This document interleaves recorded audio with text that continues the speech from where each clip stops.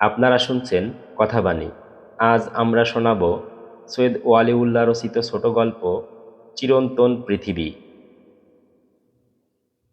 আঁকা বাঁকা সংকীর্ণ রাঙা পথ ছেড়ে কাজলী নদীর ধারে ধারে বরফ কণার মতো সাদা ঘাসফুল পায়ে মাড়িয়ে ওরা দুজন হাঁটছিল, নওয়াজ আর তার স্ত্রী হোসেনা। পেছনে গ্রাম ছাড়িয়ে এসেছে, সম্মুখে বসতি শূন্য প্রান্তর, পাশে শীর্ণ নদীটি, আর ওপরে দিগন্ত প্রসারিত অনন্ত নীল আকাশ। মাসটা মাঘ। নওয়াজের গায়ে দামি ভারী ওভারকোট, হোসেনার গায়ে গাঢ় লাল রঙের কাশ্মীরি শাল।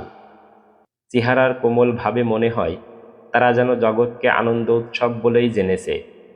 তাদের কাছে আকাশের নীলিমা যেন সাগরের শীতল অতল জল, তাতে নেয়ে উঠে দেহ সিক্ত এবং তার অসীমতায় হৃদয় প্রসারিত করা যায়।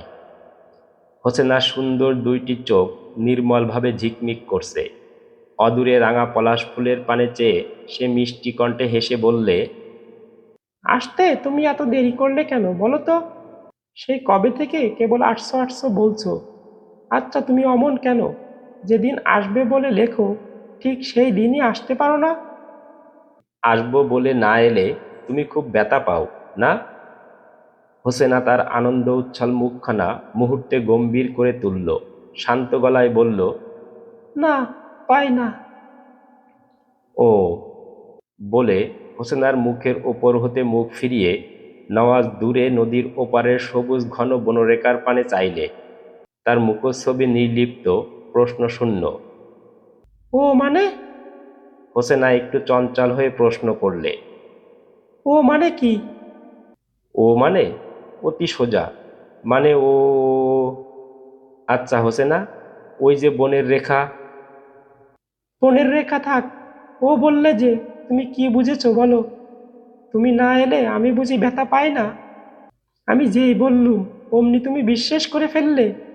আচ্ছা বুদ্ধি তোমাদের, প্রশংসা করতে ইচ্ছে করে। মুখ ফিরিয়ে নওয়াজ মধুর কণ্ঠে হাসল, স্নেহ কোমল গলায় বললে, কার মাথা যে স্বচ্ছ এখনই তার প্রমাণ পাওয়া গেল। ও কি, রাখছো কেন? রাখবো কেন? আমি তো বোকা। তোমার মাথা স্বচ্ছ, ঝকঝকে ফটিকের মতো। তোমার মাথাও। দেখো, আজ আমাকে রাগিও না বলছি। তুমি রাখলে আজ রাতের গাড়িতেই আমি পালাবো কিন্তু। পালাও না, পালাও। আমি বুঝি রাখছি? হুম। হুম। যা, মিছিমিছি মুখ ভেঙিও না।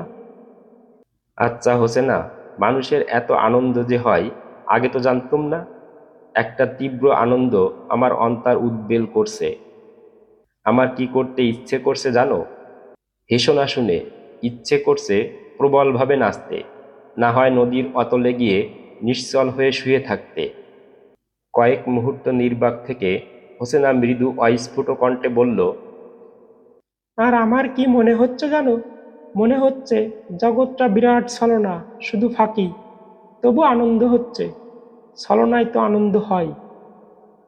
নওয়াজ থমকে দাঁড়ালো, বিস্মিত কণ্ঠে বললে, অদ্ভুত তো। কিন্তু কি জানো, তোমার আনন্দটাই হয়তো খাঁটি, নিবিড়, আর আমারটা হালকা। যাজ্ঞেও সব। ওগো, ওদিকে একবার চেয়ে দেখো না। নদীর বাঁকের ওধারে সূর্য কেমন রং ছড়িয়ে ডুবছে, যেন বিশ্বমানবের অন্তর রাঙিয়ে তোলবার আয়োজন। যাবার আগে সবার অন্তর ছোবার চেষ্টা। আজ চতুর্দশীর চাঁদ, না? হুম। কাজলী নদীর বয়ে চলার বিরাম নেই, ওদের দুজনের হাঁটারও যেন বিরাম নেই। তারা পথ ধরে তো হাঁটছে না যে চলতে গিয়ে বাধা পাবে। রাঙা মাটির সংকীর্ণ পথ রইল তাদের জন্য, যারা পথের শেষ চলার সীমা কামনা করবে। নওয়াজ হোসেনা শোষণও যেন সারা আকাশময় হচ্ছে। তাদের নিঃশ্বাস প্রশ্বাস বুঝি আকাশের প্রতি কণা প্রতি বিন্দু স্পর্শ করছে, কাঁপিয়ে তুলছে। কোথা দিয়ে সূর্যের শেষ আলোটুকু মিলিয়ে গিয়ে ধরণীর বুকে চাঁদের স্নিগ্ধ আভা ফুটে উঠল, তারা লক্ষ্য করতে পারলে না। পথের কথা না ভাবলেও তারা নদীর ধারটা কিন্তু ছাড়ছে না। কাজলের স্রোত আর তাদের অন্তরের আনন্দ স্রোত সাঁওতালদের জোড়া বাঁশির মতো এক সুরে বাজছে বলে। মাঝে মাঝে তারা উচ্ছ্বসিত কণ্ঠে আবোল তাবোল কথা কয়ে উঠছে। নয়তো নিবিড় নীরবতায় গুম হয়ে থাকছে। একবার নওয়াজ বললে যে আজ রাতে ঘরে ফিরে যেতে পারবে না, কারণ সেখানে তাদের স্থান হবে না। আবার খানিক পরে চঞ্চল হয়ে বললে, চলো চলো, তাড়াতাড়ি ঘরে ফিরে যাই, নইলে হয়তো নীল আকাশে আমরা হারিয়ে যাব, মিলিয়ে যাব। হাতের ঘড়িতে কটা বাজছে সে খোঁজ নেবার প্রয়োজন তারা কেউ অনুভব করছে না, কারণ বর্তমানে যে কালের ঢেউ তাদের ওপর দিয়ে প্রবলভাবে অথচ নিঃশব্দে বয়ে চলেছে, সে মহাকাল পৃথিবীর সৃষ্টি ও প্রলয়ের মধ্যে বন্দী নয়।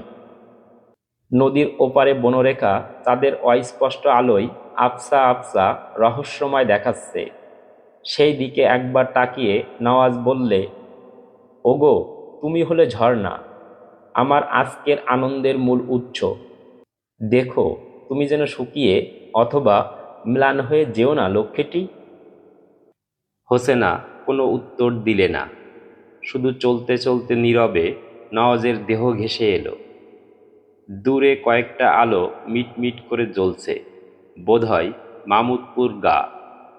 অদূরে সেই বৃহৎ অশ্বত্থ গাছটা, আর বহু পুরাতন ভাঙা ছোট মসজিদটি।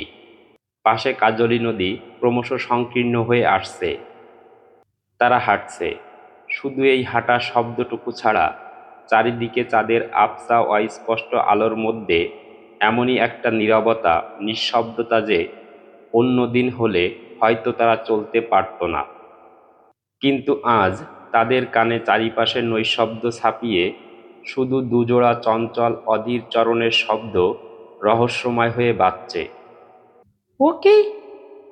হঠাৎ তারা চলতে চলতে থমকে দাঁড়ায়। ও কি? নওয়াজ উৎসুক হয়ে চেয়ে দেখলে, নদীর খাড়া ভাঙা পাড়ের নিচে যেখানে জলের রেখা, সেখানে একটা সাদা বস্তু যেন ধপধপ করছে। অনেক ঠাউর করেও যখন বস্তুটা কি আন্দাজ করতে পারলে না, তখন হোসেনাকে তীরে দাঁড় করিয়ে রেখে নওয়াজ পাড়ের ভাঙনের ধাপে ধাপে নিচে নেবে এলো। একটা নগ্ন মৃতদেহ, সেটার অর্ধেক দেহ জলে, অর্ধেক মাটিতে। মৃতদেহটির মানুষের আকার আর নেই, সেটা বিকৃত ও বিবচ্ছ।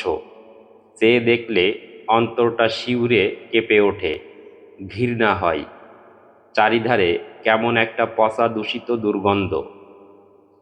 পাশ দিয়ে নদীর জল কলকল শব্দে অস্ফুট গুঞ্জন করে বয়ে চলেছে। মৃতদেহের অর্ধাংশের চারপাশে ছলছল করছে, ঝিকমিক করছে।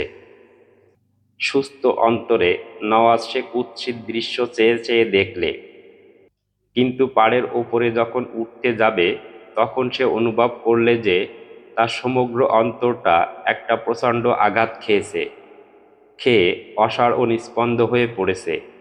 সে পাড়ের উপরে উঠল অনেক কষ্টে, নিজেকে হেঁচড়ে টেনে। মনে হলো এক যুগ যেন কেটে গেল। হোসেনা ব্যগ্র হয়ে প্রশ্ন করল, কি? কি ওটা?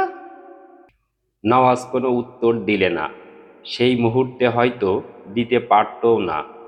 অতি ধীরে ধীরে হোসেনার সম্মুখে এসে স্থির হয়ে দাঁড়ালো। চারিদিকে কেমন একটা অসহনীয় নিস্তব্ধতা, নির্জনতা।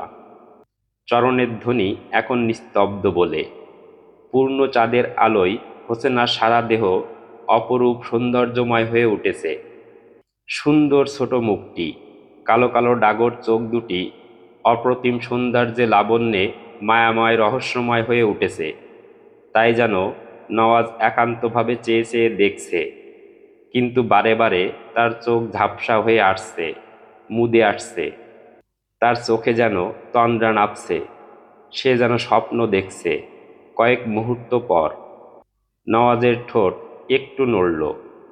অতি বিস্মিত ও অতি মৃদু জড়িত কণ্ঠে সে হোসেনাকে প্রশ্ন করলে, তুমি কে? হোসেনা নির্বাক, বিমূঢ়, তার চোখে ভয় মিশ্রিত বিস্ময়। এ প্রশ্নের উত্তর সে কি করে দেবে? সে যে মানুষের ক্ষমতার বাইরে। আজ এ পর্যন্তই। আমাদের গল্প পাঠ যদি আপনাদের ভালো লাগে তাহলে আমাদের চ্যানেলটিকে সাবস্ক্রাইব করুন। লাইক কমেন্ট ও শেয়ার করুন। ধন্যবাদ।